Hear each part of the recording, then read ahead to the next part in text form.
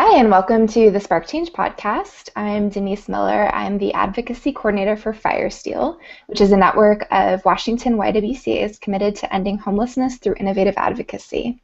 And I'm Erin Murphy. I'm the Director of Community Engagement for the YWCA Seattle King Snohomish.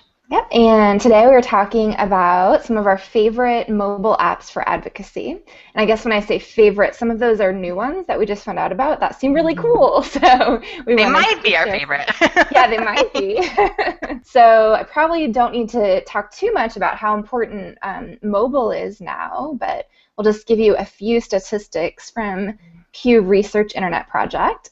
So 58% of American adults now have a smartphone, and 42% have a tablet. So they're really using those to go online. About 2/3 of adults are using their phones to go online, and about 1/3 of adults are using mostly their phones to go online. So I really know this is true because my mom actually, she doesn't have internet at her home. Like, she has a laptop, but she chooses not to subscribe to internet, and she does everything on her mobile phone. Wow. And she is efficient and really amazing with it. So I've definitely seen this trend even in my own family. Yeah, in my family, my dad loves playing with apps, and he loves showing me his new apps. So, yeah, very fitting topic today. Cool. So I want to share 3 apps that come from the same organization. The organization is called the Sunlight Foundation, and their main purpose is to make government more transparent. And so they're helping to do that with these 3 mobile apps.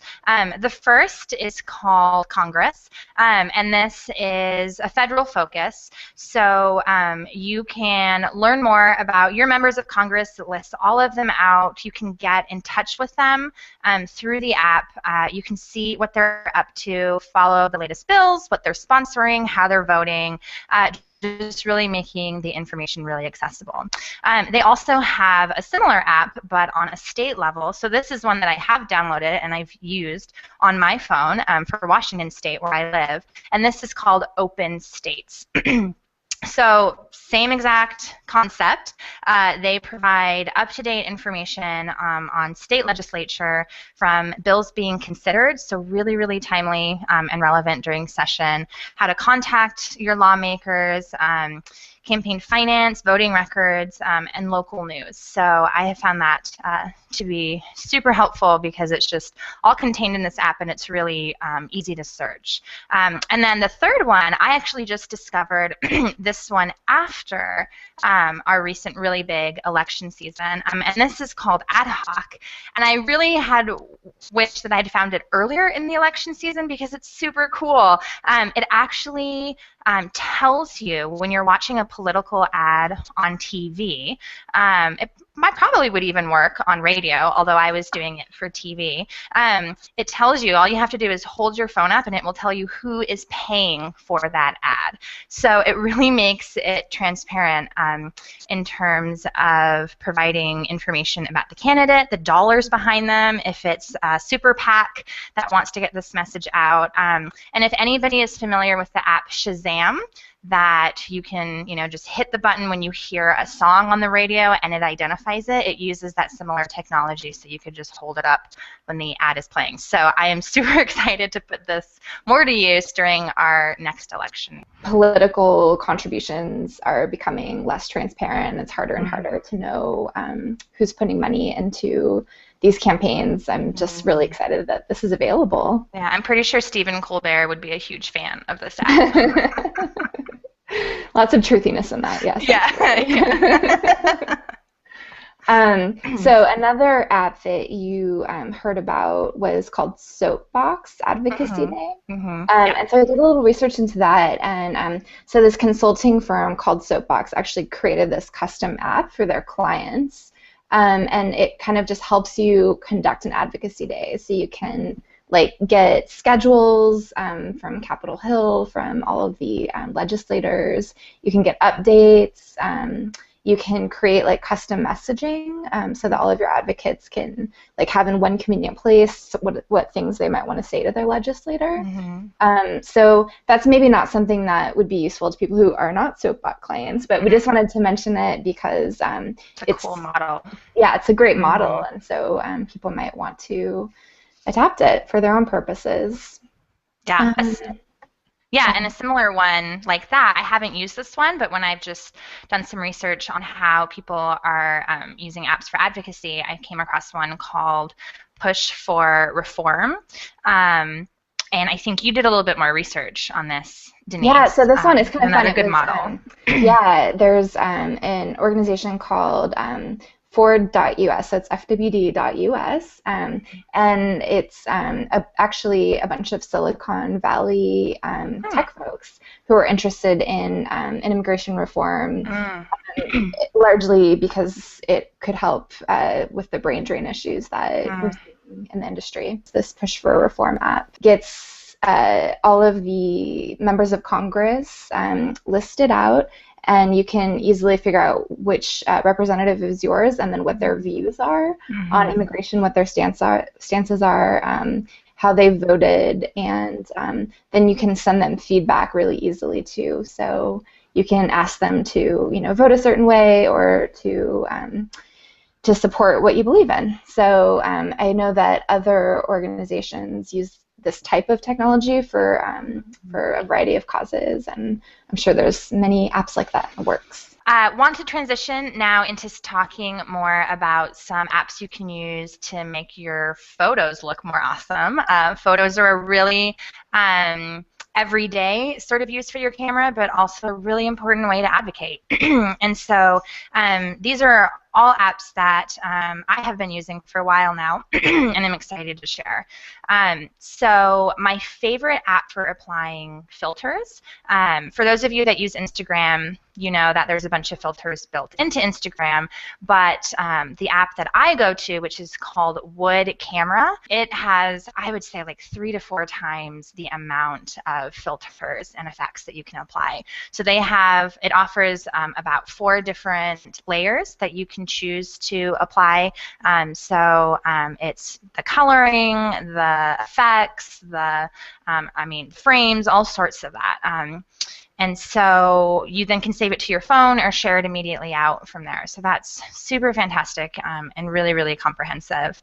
The other one I've been using for a while, you've probably seen some photos like this out there on Instagram or even Facebook where people can make a collage of their photos. So whether it's 2 photos side to side within, the same size of one photo, or maybe even 5 of them all squished in that space, collage looking. There's a number of different apps you can use to do that. The one that I have been using is called Frametastic, which is also free. I believe that one is iPhone only, so that is something to keep in mind. But I'm sure that there's other similar ones for Android. So you can choose how you want to frame photos, how many photos you want to frame in the same setting, how you want to situate them. They actually do offer filters and effects there too, although because I'm such a fan of Wood Camera, I often just import my framed photos into Wood Camera, filter it there, and then I might take it to Instagram. It just depends how much time or how lazy I want to be, but there's lots of options there. So, yeah. How about you, Denise? What are your go-tos? Well, I'm new to the iPhone world, so I'm still exploring. Welcome. I'd used InstaFrame before and was pretty happy with that, but I'm kind of realizing some of the frames are like a little cheesy looking, so I'm excited to try Fantastic. Yeah. And I just wanted to make sure we briefly talked about Instagram and how that can be a really good advocacy tool. So Instagram is on both iOS as well as Android and Windows, and so it allows you to create like a square style photograph and share it. Apply those filters if you want and frames, and then you can also do videos that are up to 15 seconds long. And a lot of people are using Instagram. It has a lot of active users, and I just wanted to mention that it can be really good for nonprofits because it doesn't get the same filtering that Facebook gets, even though it's owned by Facebook. It's just all the pictures that anybody subscribes to in reverse chronological order. Mm-hmm. So as we talked about in our last podcast, Facebook is really trying to get people to pay to sponsor their Mm-hmm. posts to get more eyes on them. So Instagram for now doesn't have that kind of gatekeeping. So it could be a really nice option for nonprofits like us. Yeah, and I think it's important to recognize too that it is a different medium, and even though it's really similar in some of the other platforms like Facebook, people still can choose to use it differently. So I was just recently on vacation, and my friends and I were making very specific decisions as to which photos we were sharing on Facebook versus which photos we chose to share on Instagram, because we do have different communities in the two different spaces and are just making different decisions around it. So I think it's important for all of us to recognize that they're not the same and to learn more about how people are using it, behavior, and so we can target things effectively. And another logistical thing, and this is something I've definitely learned the hard way, if you're not taking the picture from within Instagram, but you're importing it from, you just took a picture on your phone, the sizing is different. So Instagram is a square sizing.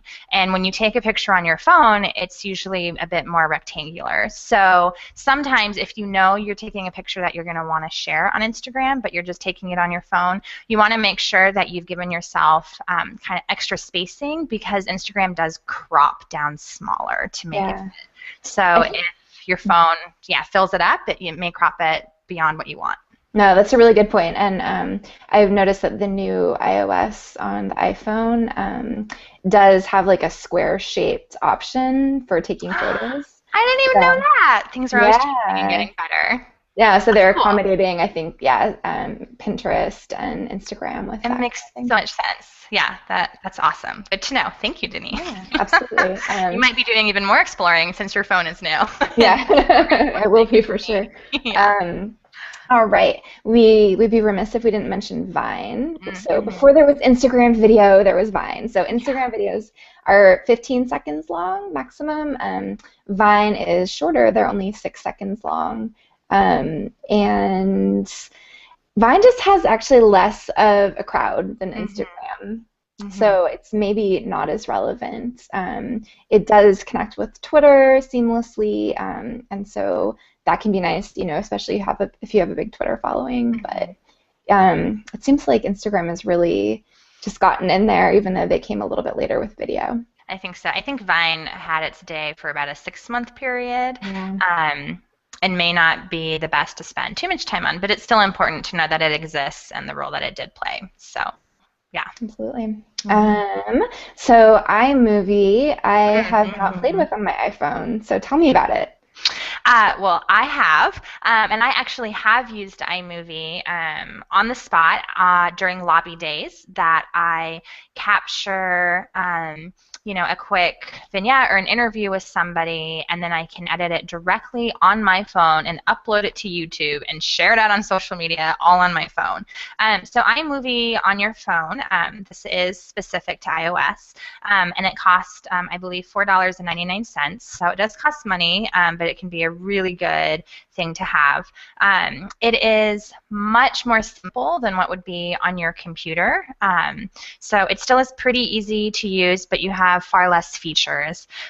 So just keep that in mind. I think the simplicity makes it easier to use. But yeah, you usually want to keep it pretty simple and short. You can share a clip or a portion of a clip. They still do have certain effects that you can apply, soundtrack and all of that, and that you can publish it, you can compress it and publish it right from iMovie and begin sharing it on social media from there. So it's super, super convenient and timely. Cool. And if you are sharing videos, you might want to be sure to get everyone that you film to sign a release form for you. Yes. Be really important. Your lawyers will appreciate that. So important. And so there's a couple of, there's a number of apps that do that. The one that I've used is called Cinema Forms, and it's free, and it actually worked quite well on an iPad. It's not incredibly customizable, and then if you want to upgrade, the upgrade will allow you to print those forms and to also save them as PDFs. So with the basic free version, they just live within the app, which was good enough for our purposes at the time, but that could be a consideration if you need to have like that paper form. Another option is an app called Easy Release, and I know a lot of pros use this, and that one had really great ratings. It costs $9.99, and that's available for iOS. So just a quick note on you can use these types of release forms on a really small mobile device, like on your iPhone. I think that might not be ideal, though. I think if you have a tablet, I think that might be better just for people to be able to read them and really understand what they're signing. Yeah, that makes sense. Yeah, and then we wanted to talk just a little bit as well about cloud storage. So, Erin, you have a favorite, and I do, I'll let you explain how you got introduced to it. How did I find out about this? Yes, I'm going to be totally transparent. My husband works for Microsoft and works for this particular product, so I hear about it all the time, but it really, really is useful. So I do want to share it out while being very transparent. So the product is called OneDrive, and it's Microsoft's cloud storage. They have an app that's just called OneDrive. You download that. It's totally free. One of the best parts about it is that they give you more storage than a lot of the other competitors. So iCloud is what automatically is connected with your iPhone. But the thing that I didn't realize with iCloud, even though it you can set it up to automatically load things to your iCloud, they limit your storage space unless you want to pay more money to buy more. And so as your space is used up, they'll keep loading new photos or data, but then push down and remove your older stuff. And I didn't even realize that was happening. So the fact that OneDrive gives you 7 gigabytes just when you sign up, and they're really trying to promote it more, so they're often giving more space for free for different promotions and stuff, is really, really great. It's super simple to use, so all you have to do to upload your photos to the cloud and know that they're safe forever, you do have to create an account, but you can use any email for that. And then once you have the app on your phone, all you have to do is open the app and have it open, and it's just going to automatically upload all of your photos to cloud. So this can also be a really fantastic thing to be using if you need to be sharing photos in a coordinated way very quickly. So let's say, for example, I'm at an advocacy day, I'm lobbying, and I'm taking a whole bunch of pictures throughout the day, and you can share photos directly on Facebook from your phone, but when you just do that from mobile, it sometimes can be harder to create a really coordinated and pretty album unless you're doing it from your computer and you can upload everything at once. So if you're taking photos throughout the day and uploading them to the cloud, you can share a folder with someone else, like you can also do with some others, like Dropbox, if you're more familiar with that. So somebody, let's say a coworker at a completely different location, can be on their computer accessing all of the photos you're sharing to cloud, and then they can very easily, through an awesome feature on the computer, I don't believe that's available on phone yet, but it is on computers, you can then just very quickly select the photos you want and upload an album to Facebook, and it looks pretty and coordinated, and you've shared stuff that sometimes you don't want to be on your phone sharing 20 photos over email. It can take a while. So I'm pretty excited about this ability. Yeah, so it's not just for photos. You can do documents or videos or any kind of files. So that's cool. And can you talk just a little bit more about why you would want to have things on the cloud? Has anybody ever had their computer crash? I totally have. If you haven't, or stolen, oh my gosh, yes, happened to you.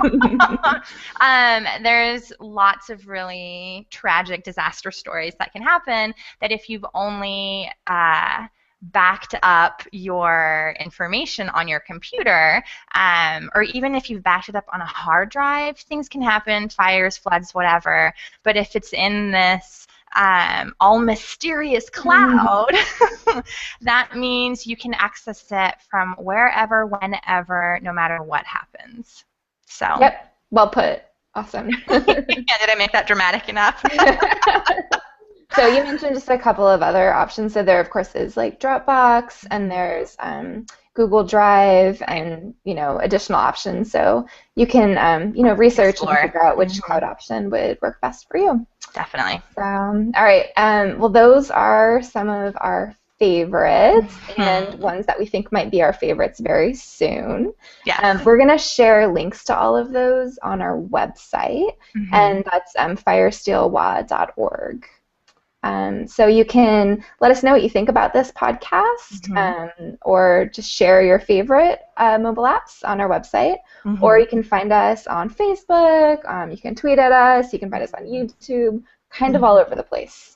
Yeah, and apps are always changing, so I'm sure there are new ones all the time, so please share with us your favorites and what you're learning.